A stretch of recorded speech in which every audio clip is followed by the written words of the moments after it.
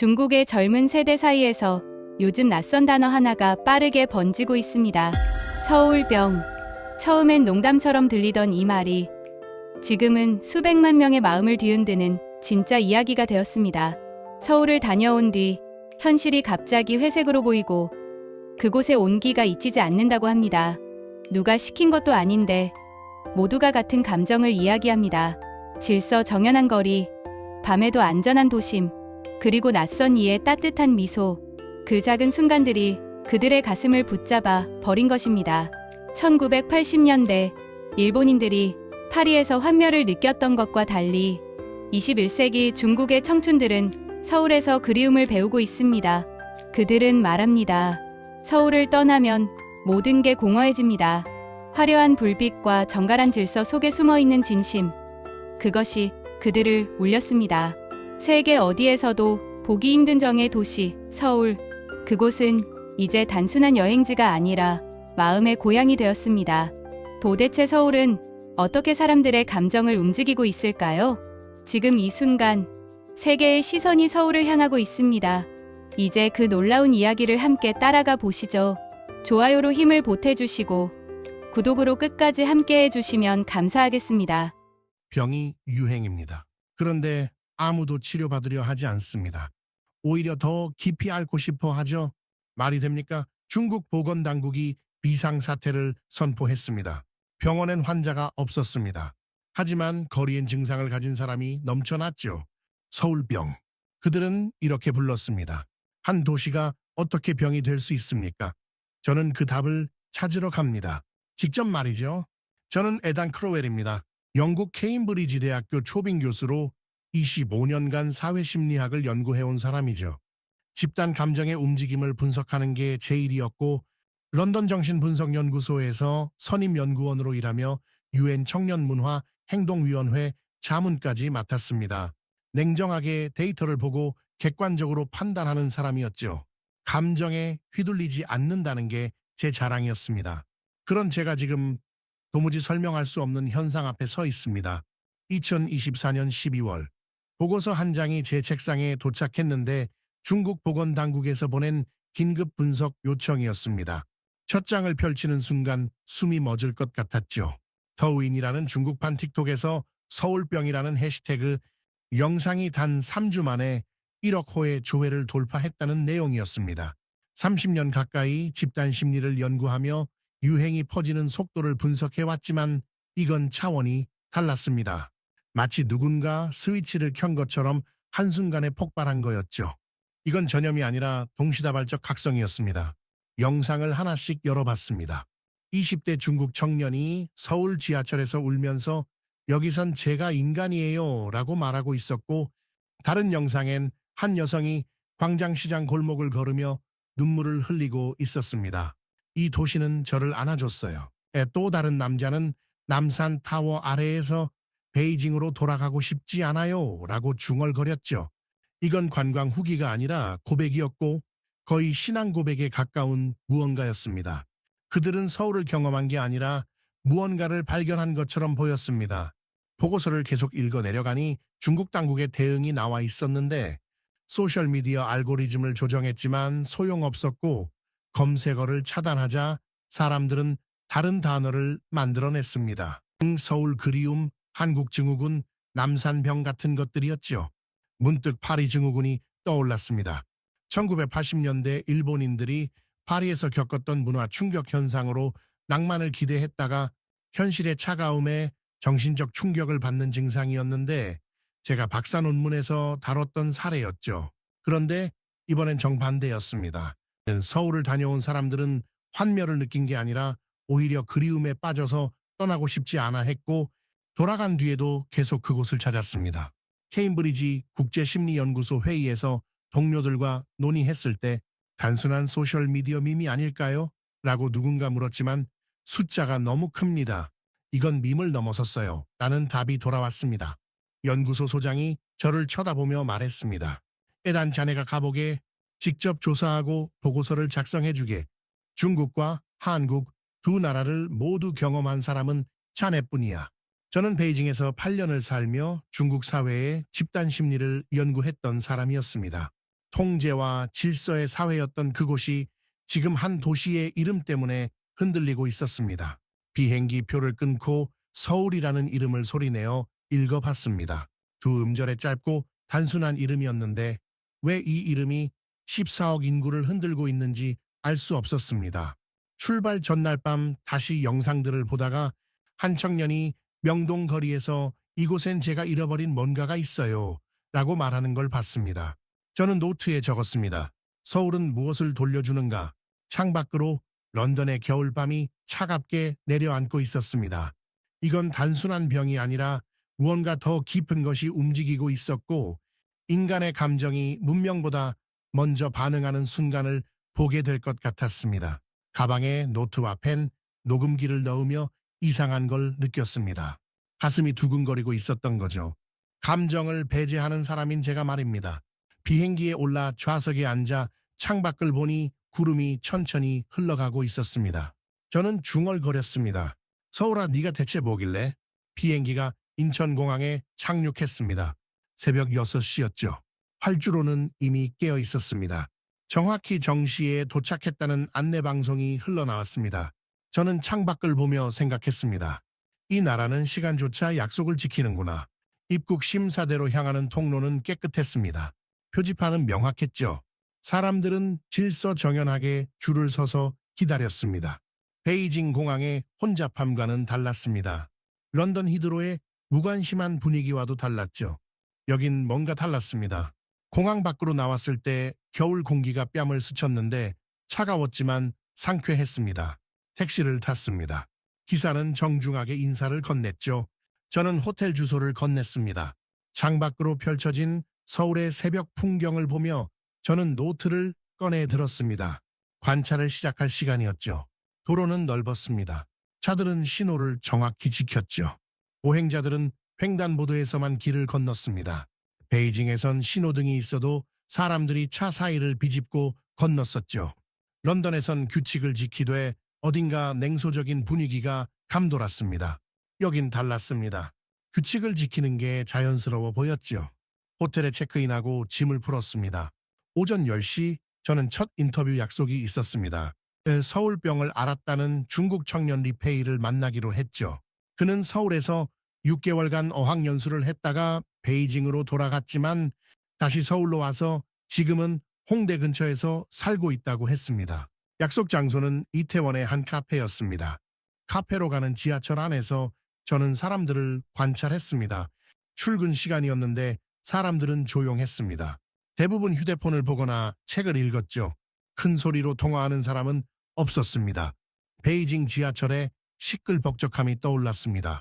그곳에선 사람들이 큰 소리로 통화했죠. 하지만 여기선 달랐습니다. 모두가 서로의 공간을 존중하는 것처럼 보였습니다. 리페이는 약속 시간보다 5분 일찍 와 있었습니다. 20대 중반으로 보이는 청년이었죠.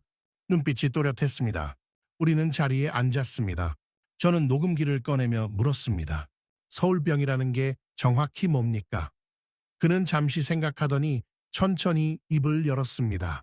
병이라기보다는 회복에 가까워요. 그의 말이 이어졌습니다. 베이징에 있을 때 저는 늘 긴장했어요. 경쟁해야 했죠. 앞서가야 했습니다. 지하철에서도 자리를 차지하려고 밀쳐야 했습니다. 식당에서도 큰 소리로 주문해야 들어줬죠. 그런데 서울에 왔을 때 놀랐어요. 지하철에서 사람들이 비켜줬습니다. 식당에서 상인이 먼저 웃으며 인사하더라고요. 처음엔 이상했어요. 왜 친절한 거지? 뭘 바라는 거지? 그런데 아무것도 바라지 않더라고요. 그냥 그게 자연스러운 거였어요. 저는 그의 눈을 보며 물었습니다. 그래서 베이징으로 돌아갔을 때 어땠습니까? 그의 표정이 어두워졌습니다. 모든 게 회색으로 보였어요. 사람들의 얼굴도, 건물도, 하늘도요. 서울에선 색깔이 있었는데 베이징에선 사라졌습니다. 그래서 다시 왔어요. 여기가 제 집 같았거든요.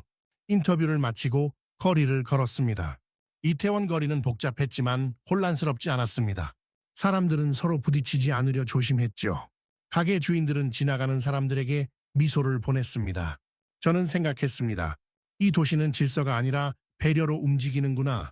저녁이 되어 호텔로 돌아오는 길에 횡단보도에서 노년 부부를 봤습니다.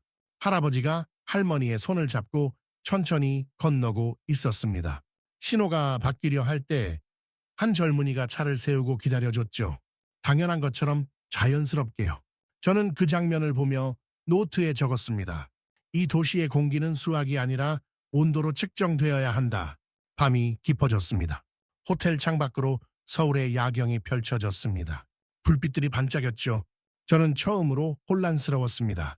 30년간 집단 심리를 연구하며 인간의 행동을 패턴으로 분석해 왔는데 이 도시는 패턴이 아니라 감정으로 설명되고 있었습니다.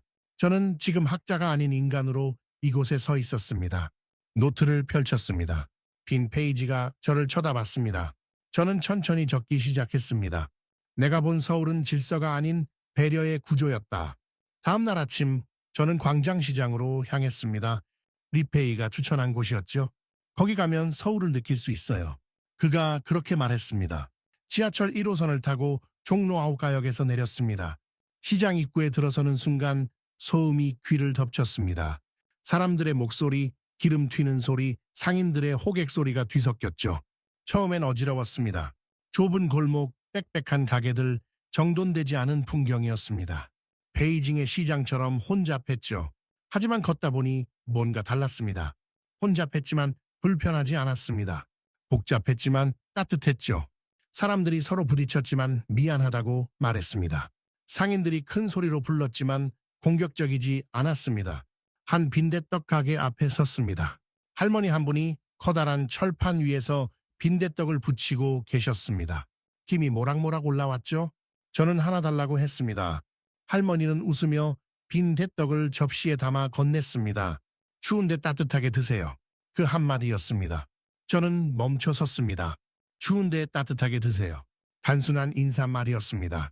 하지만 그 말투엔 뭔가가 담겨 있었습니다. 진심이었습니다. 상술이 아니었죠. 그냥 손님이 추워 보이니까 따뜻하게 먹으라는 말이었습니다. 저는 빈대떡을 한 입 베어 물었습니다. 뜨거웠고 고소했으며 김치의 아삭한 식감이 입안에서 터졌습니다. 할머니가 다시 말했습니다. 맛있죠? 이거 하나 더 드릴게요. 서비스예요. 저는 손을 저었습니다. 괜찮습니다. 하지만 할머니는 이미 하나를 더 싸서 건네고 있었습니다. 멀리서 오셨잖아요. 많이 드세요. 어떻게 아셨습니까? 저는 물었습니다. 할머니가 웃었습니다. 외국분은 보면 알아요. 표정이 달라요. 여기가 신기한가 봐요. 저는 고개를 끄덕였습니다. 신기했습니다. 아니 놀라웠죠. 이 할머니는 지금 제게 음식이 아니라 마음을 건네고 있었습니다. 시장을 계속 걸었습니다. 인형 뽑기 가게가 있었습니다. 중국 청년 몇 명이 인형을 뽑으며 웃고 있었지요. 그들은 휴대폰으로 영상을 찍었습니다. 셀카를 찍었습니다. 서로 안으며 좋아했습니다. 저는 그 모습을 보며 생각했습니다. 저들은 지금 무엇을 뽑고 있는 걸까? 인형일까? 아니면 잃어버린 무언가일까? 한 청년이 인형을 뽑는데 성공했습니다. 옆 가게 주인이 박수를 쳤습니다. 잘했어요. 청년이 깜짝 놀라 돌아봤습니다. 주인은 웃으며 엄지를 치켜 세웠죠.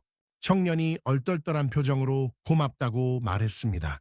주인은 손을 흔들며 다시 가게로 돌아갔습니다. 저는 그 장면을 보며 멈춰 섰습니다. 이게 뭡니까? 이 도시는 지금 무엇을 하고 있는 겁니까?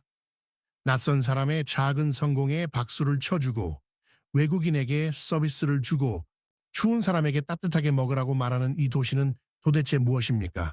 저녁이 되었습니다. 저는 남산 아래로 걸어갔습니다. 엔서울타워가 불을 밝히고 있었죠. 주변엔 연인들이 걸었습니다.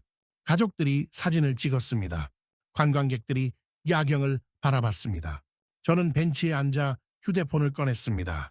더우인 앱을 열었죠. 서울병 해시태그를 검색했습니다. 영상이 쏟아졌습니다. 오늘도 수백 개가 올라왔더군요. 한 영상을 눌렀습니다. 리페이였습니다. 그가 광장시장에서 찍은 영상이었죠. 서울은 내 마음의 집이었어요. 그가 카메라를 향해 말했습니다. 조회수가 50만을 넘었습니다. 댓글이 수천 개였습니다. 나도 서울 가고 싶다. 거기 가면 마음이 편해질까? 나도 서울병 걸렸어. 저는 휴대폰을 내려놓았습니다. 하늘을 올려다봤습니다. 별은 보이지 않았지만 도시의 불빛이 하늘을 밝히고 있었습니다. 저는 중얼거렸습니다. 이 도시는 사람을 치유하고 있다. 호텔로 돌아와 노트를 펼쳤습니다. 손에서 아직 김치 냄새가 났습니다. 저는 웃음이 나왔습니다. 25년간 연구하며 냄새를 데이터로 기록한 적은 없었죠. 하지만 이 냄새는 기록하고 싶었습니다. 이 온기는 남기고 싶었습니다. 펜을 들었습니다. 천천히 적기 시작했습니다. 이건 병이 아니다. 이것은 인간의 회복이다. 손이 떨렸습니다. 학자의 손이 아니었습니다. 한 인간의 손이었습니다. 저는 지금 데이터를 읽던 눈으로 사람의 마음을 읽고 있었습니다. 서울에 온 지 일주일이 지났습니다. 저는 중국 대사관에서 문화 담당 관계자를 만났습니다. 그는 40대 중반의 단정한 남자였습니다. 회의실은 조용했죠. 그가 먼저 입을 열었습니다. 에단 교수님, 이건 단순한 소셜미디어 광풍입니다. 곧 사라질 겁니다. 저는 그를 바라봤습니다. 그렇게 생각하십니까? 그가 고개를 끄덕였습니다. 젊은이들의 일시적 열광이죠. 지나가는 유행입니다. 저는 가방에서 노트를 꺼냈습니다. 지난 일주일간 수집한 데이터였죠. 일주일간 더우인에 올라온 서울병 관련 영상이 2,000개를 넘었습니다. 총 조회수는 3억 회입니다. 이게 일시적 유행으로 보입니까? 그의 표정이 굳었습니다. 숫자는 과장될 수 있습니다. 저는 천천히 말했습니다. 감정은 바이러스가 아닙니다. 하지만 당신들은 그것을 두려워하고 계시죠.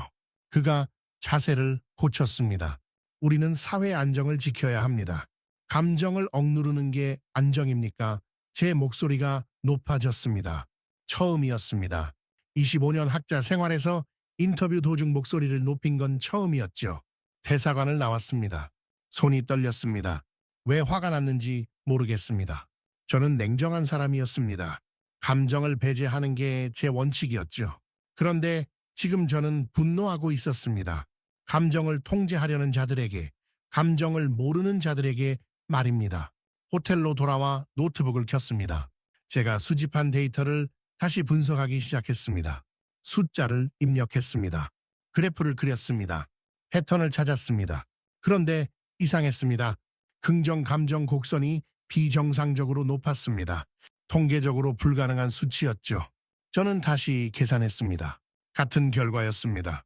서울을 다녀온 중국인들의 만족도가 98%였습니다. 이건 말이 안 됩니다.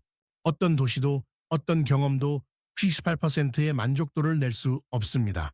파리는 70%였습니다. 런던은 65%였죠. 뉴욕이 75%였습니다. 그런데 서울이 98%라고요? 노트북을 덮었습니다. 창밖을 봤습니다. 서울의 저녁이었습니다. 불빛들이 하나둘 켜지고 있었죠. 저는 생각했습니다. 이건 통계적 불가능이다. 그러나 눈앞에서 벌어지고 있다. 도대체 이게 뭡니까? 서랍을 열었습니다. 제 박사 논문이 들어 있었습니다. 집단 감정의 전이와 소멸 패턴에 관한 연구라는 제목이었죠. 저는 이 논문으로 케임브리지에서 박사 학위를 받았습니다. 20년 전 일이었습니다. 이 논문의 핵심 가설은 간단했습니다. 집단 감정은 일시적이며 시간이 지나면 소멸한다. 그런데 서울병은 소멸하지 않았습니다. 오히려 확산되고 있었죠. 제 가설이 틀렸습니다. 20년간 믿어온 이론이 무너지고 있었습니다. 저는 논문을 찢었습니다. 천천히 한 장씩 찢었습니다. 제 손이 떨렸습니다. 하지만 멈추지 않았습니다. 다음 날 리페이를 다시 만났습니다. 한강공원이었습니다. 날씨가 추웠지만 사람들이 많았습니다. 조깅하는 사람들, 자전거 타는 사람들, 그냥 걷는 사람들이었죠. 리페이가 한강을 바라보며 말했습니다. 여기 오면 숨을 쉴 수 있어요. 저는 물었습니다. 베이징에선 숨을 쉴 수 없었습니까? 그가 고개를 저었습니다. 공기 때문이 아니에요. 마음 때문이지요. 베이징에선 항상 긴장했어요. 누가 날 보고 있는지, 뭐라고 말할지, 어떻게 행동해야 하는지 계속 생각했습니다. 그런데 서울에선 그냥 제가 될 수 있었어요. 그의 눈에 눈물이 맺혔습니다. 서울에선 내가 인간이었다고 느꼈어요. 그냥 한 명의 사람으로요. 경쟁자가 아니라 감시 대상이 아니라 그냥 사람으로요. 눈물이 흘러내렸습니다. 저는 아무 말도 하지 못했습니다. 객관적 언어가 떠오르지 않았습니다. 감정적 이입, 집단 심리, 사회적 압박 같은 용어들이 무의미했습니다. 지금 제 앞에 있는 건 통계가 아니었습니다. 한 사람이었죠. 울고 있는 한 사람이었습니다. 저는 그날 밤 연구실 벽에 붙여둔 세계 지도를 찢었습니다. 중국과 한국이 표시된 지도였죠. 찢어진 종이를 보며 생각했습니다. 나는 20년간 이성을 연구했다. 하지만 지금은 감정을 배우고 있다. 이건 학문이 아니다. 이건 문명과의 대화다. 노트를 펼쳤습니다. 3페이지였습니다. 저는 적었습니다. 서울은 병이 아니라 거울이었다. 우리를 비추는 거울이었다. 그날 밤 눈이 내렸습니다. 아침에 창문을 열었을 때 서울은 하얗게 변해 있었는데 뉴스에선 폭설주의보를 내리며 교통 대란이 예상된다고 보도하고 있었습니다. 저는 외투를 입고 밖으로 나갔습니다. 위기 상황에서 이 도시가 어떻게 대응하는지 직접 보고 싶었죠. 거리는 조용했지만 마비되지 않았습니다. 사람들이 움직이고 있었죠. 아파트 앞에선 주민들이 삽을 들고 눈을 치우고 있었는데 누가 시킨 것도 아니었고 그냥 자발적으로 나와서 치우고 있었습니다. 한 아저씨가 땀을 닦으며 저를 보고 웃었습니다. 눈 오면 일찍 일어나야죠. 이웃들이 넘어지면 안 되잖아요. 버스 정류장으로 걸어가니 시민들이 줄을 서서 기다리고 있었습니다. 눈이 쌓여 있었지만 누군가 이미 깨끗하게 치워둔 흔적이 보였죠. 버스가 도착했을 때 사람들은 차례로 탑승했고 폭설 속에서도 밀거나 서두르는 사람은 없었습니다. 지하철역으로 내려가니 계단에 눈이 전혀 없었는데 역무원에게 물었더니 시민들이요. 아침 일찍부터 자원봉사자들이 와서 치워줬어요. 매년 그래요. 라는 답이 돌아왔습니다. 광장시장으로 향했을 때 가게들은 이미 문을 열고 있었습니다. 어제 그 빈대떡 할머니도 철판 앞에 서 계셨죠. 저는 다가가서 물었습니다. 이런 날씨에도 나오셨습니까? 할머니가 환하게 웃으며 답했습니다. 눈 오면 더 장사 잘 돼요. 사람들이 따뜻한 거 먹고 싶어 하잖아요. 그리고 이런 날 집에만 있으면 심심해요. 그 웃음 속에 담긴 여유로움이었습니다. 폭설이라는 위기 상황 속에서도 불평 없이 자연스럽게 받아들이고 있는 그 태도가 저를 움직였습니다. 저는 그 순간 깨달았습니다. 이 도시의 힘은 거대한 시스템이나 정교한 계획에서 나오는 게 아니라 사람들의 마음에서 나온다는 것을 말입니다. 시장 골목을 걷다가 중국어가 들려서 고개를 돌렸습니다. 몇 명의 젊은이들이 삽을 들고 상인들과 함께 눈을 치우고 있었죠. 가까이 다가가 물었습니다. 여러분은 누구십니까? 한 청년이 얼굴을 들며 답했습니다. 저희는 여기서 유학하는 중국 학생들이에요. 눈 소식 듣고 뭐라도 도와야겠다 싶어서 나왔습니다. 왜 나오셨습니까? 제가 다시 물었을 때 그가 웃으며 말했습니다. 서울이 저희를 이렇게 따뜻하게 받아줬잖아요. 이제 저희가 돕고 싶어요. 베이징에선 이런 적 없었는데 여기 오니까 하고 싶어지더라고요. 이상하죠? 이상하지 않았습니다. 전혀 이상하지 않았죠? 이 도시가 그들을 바꾸고 있었습니다.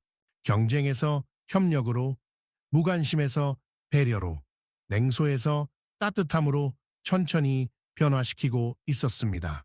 저는 그들의 모습을 보며 카메라를 꺼내 사진을 찍었습니다.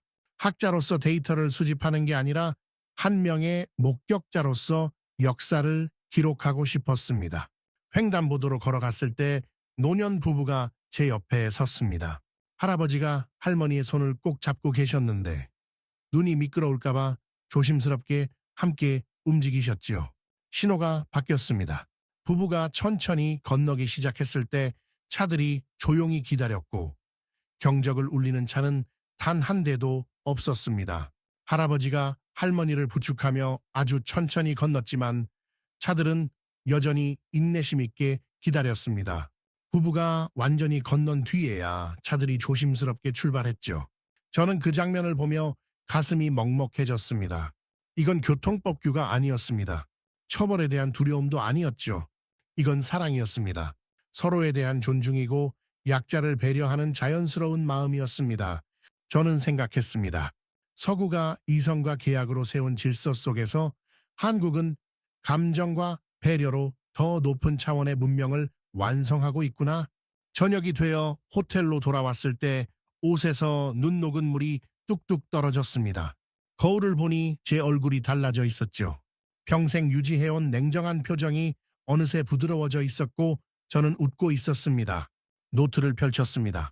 손이 떨렸지만 이번엔 혼란 때문이 아니라 확신 때문이었죠. 저는 천천히 한 글자 한 글자 정성스럽게 적기 시작했습니다. 이 도시는 기적을 만들지 않는다. 대신 인간을 회복시킨다. 서울에 온 지 2주가 지났을 때 상황이 급변했습니다. 중국 언론들이 일제히 서울병을 공격하기 시작했죠.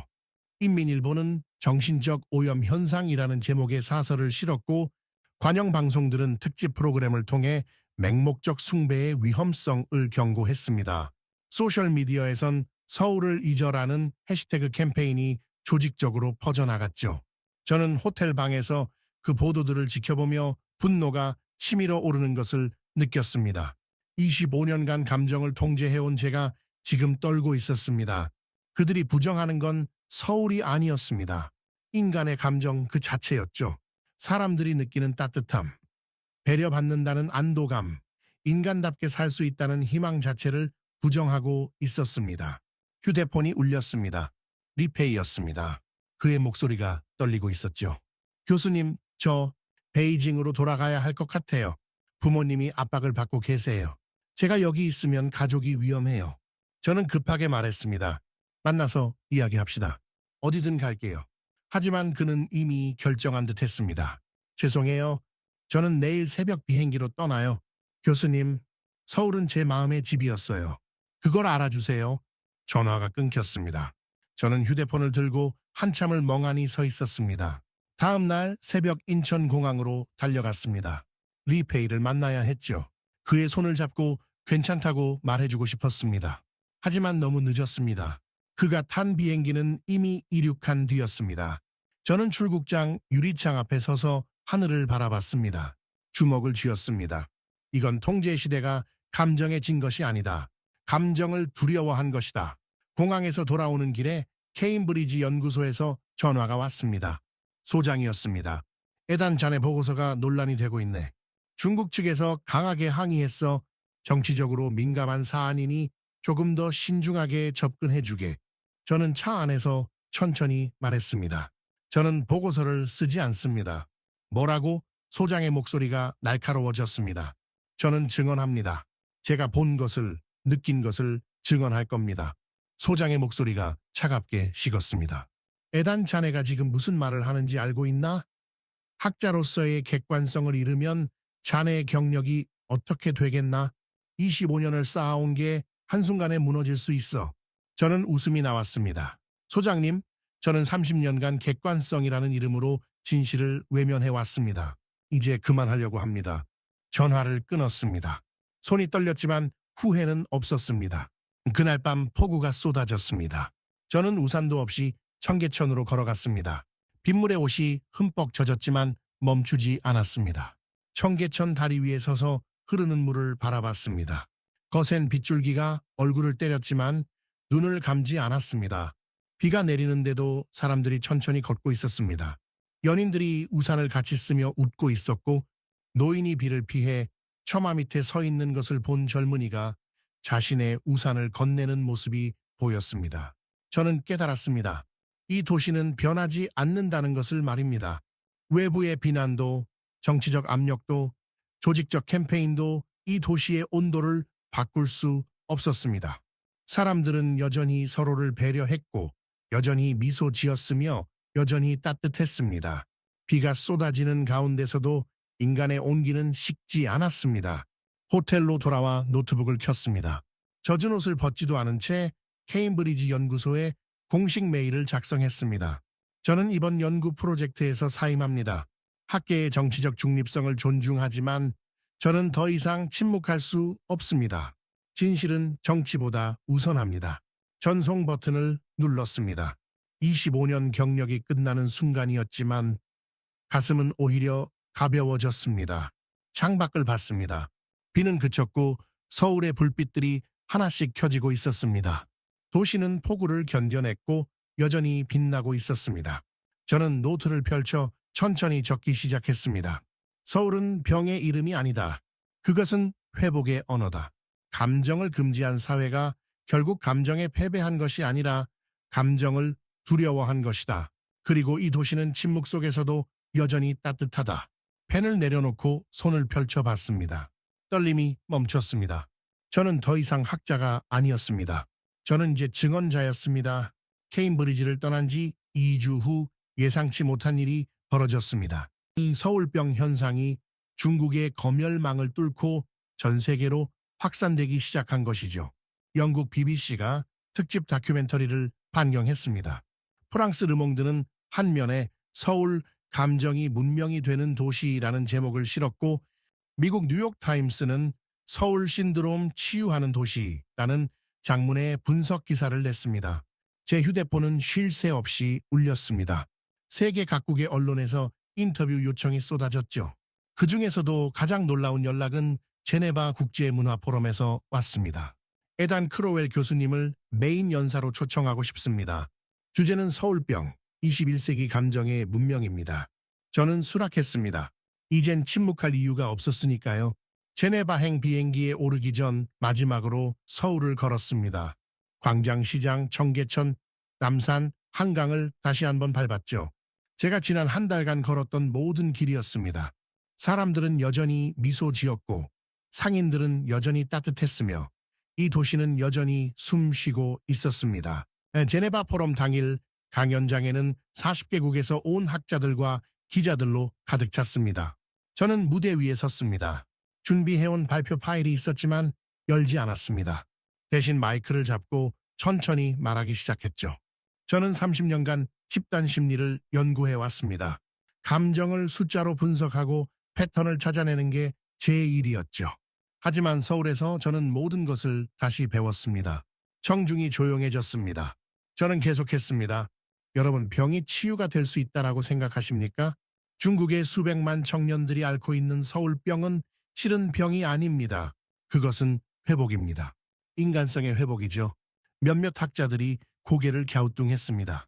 한 프랑스 교수가 손을 들었습니다. 교수님, 그건 과학적 근거가 부족한 감정적 판단 아닙니까? 저는 웃었습니다. 맞습니다. 이건 감정적 판단입니다. 하지만 제가 서울에서 배운 건 이겁니다. 감정이야말로 가장 정확한 진실이라는 것을요. 그때 스크린에 영상 하나가 떴습니다. 포럼 스태프가 긴급하게 전달받은 파일이라며 틀어준 것이었죠. 리페이였습니다. 화면 속에서 그는 베이징의 어느 골목에 서 있었습니다. 눈이 내리고 있었고 그의 얼굴은 창백했지만 눈빛만은 살아있었지요. 교수님, 저는 베이징으로 돌아왔지만 여전히 서울을 앓고 있어요. 그의 목소리가 떨렸습니다. 하지만 이제는 압니다. 서울병은 병이 아니라 기억이라는 것을요. 인간으로 살았던 순간들의 기억이요. 저는 그 기억을 잃지 않을 겁니다. 언젠가 다시 돌아갈 겁니다. 그때까지 저는 여기서 서울처럼 살겠습니다. 영상이 끝났습니다. 강연장이 숨죽였습니다. 저는 스크린을 가리키며 말했습니다. 저분이 바로 증거입니다. 서울은 사람들에게 무언가를 주었습니다. 건물도 음식도 관광지도 아닙니다. 서울은 사람들에게 인간다움을 돌려주었습니다. 제 목소리가 커졌습니다. 우리는 병이라 부르지만 사실 그것은 치유입니다. 저는 주머니에서 종이 한 장을 꺼냈습니다. 서울 호텔에서 밤새 적었던 선언문이었죠. 여러분, 저는 오늘 학자로서가 아니라 증언자로서 이 자리에 섰습니다. 그리고 선언합니다. 선언문을 읽기 시작했습니다. 서울은 세계가 잃어버린 감정의 문명입니다. 20세기 서구가 이성으로 세운 질서를 한국은 감정으로 완성했습니다. 목소리에 힘을 실었습니다. 전혀요. 저는 이제야 진짜 연구를 시작한 겁니다. 인간에 대한 연구를요. 호텔로 돌아와 휴대폰을 확인했습니다. 트위터에서 서울 이즈 힐링이라는 해시태그가 전 세계 트렌드 1위에 올라 있었습니다. 조회수가 3억을 넘었죠. 세계가 움직이고 있었습니다. 한 도시의 이름으로 말입니다.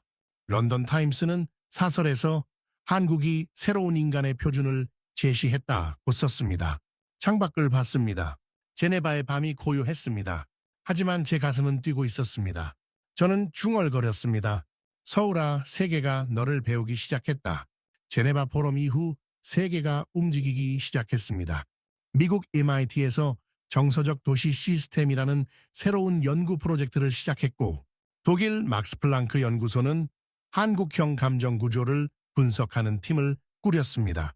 영국 BBC는 3부작 다큐멘터리 제작에 들어갔죠. 중국 내에선 검열이 더욱 강화됐지만 젊은이들은 새로운 방법을 찾아냈습니다. 암호처럼 남산의 바람이라거나 한강의 온도 같은 은어로 서울을 이야기했습니다. 저는 3개월 뒤 다시 서울로 돌아왔습니다. 봄이었습니다. 벚꽃이 만개한 여의도 윤중로를 걸으며 저는 생각했습니다. 이 도시는 계절마다 다른 얼굴을 보여주는구나. 겨울엔 따뜻함으로, 봄엔 아름다움으로 사람들을 감싸고 있었습니다. 광장시장을 다시 찾았습니다. 그 빈대떡 할머니가 여전히 그 자리에 계셨습니다. 저를 보시더니 환하게 웃으셨죠. 아이고, 또 오셨네요. 오래간만이에요. 저는 놀랐습니다. 저를 기억하세요? 할머니가 웃으며 말했습니다. 당연하죠. 외국분인데 빈대떡을 그렇게 맛있게 드시더라고요. 어떻게 잊어요? 할머니는 또다시 서비스로 하나를 더 싸주셨습니다. 많이 드세요. 멀리서 오셨잖아요. 저는 그 따뜻함에 또다시 마음이 흔들렸습니다. 이 도시는 변하지 않았습니다. 여전히 낯선 이에게 따뜻했고, 여전히 미소로 맞이했으며, 여전히 배려가 숨쉬고 있었습니다. 카페에서 노트북을 열었습니다. 전 세계에서 날아온 메시지들을 확인했죠. 가장 많은 메시지는 중국과 동남아시아 청년들로부터 왔습니다. 서울 다이어리라는 이름으로 자신들의 경험을 공유하는 온라인 커뮤니티가 생겼다고 했습니다. 한 베트남 청년은 이렇게 썼습니다. 서울을 보고 인간을 배웠습니다. 저는 그 문장을 보며 눈물이 날 뻔했습니다. 한 도시가 세대를 바꾸고 있었습니다.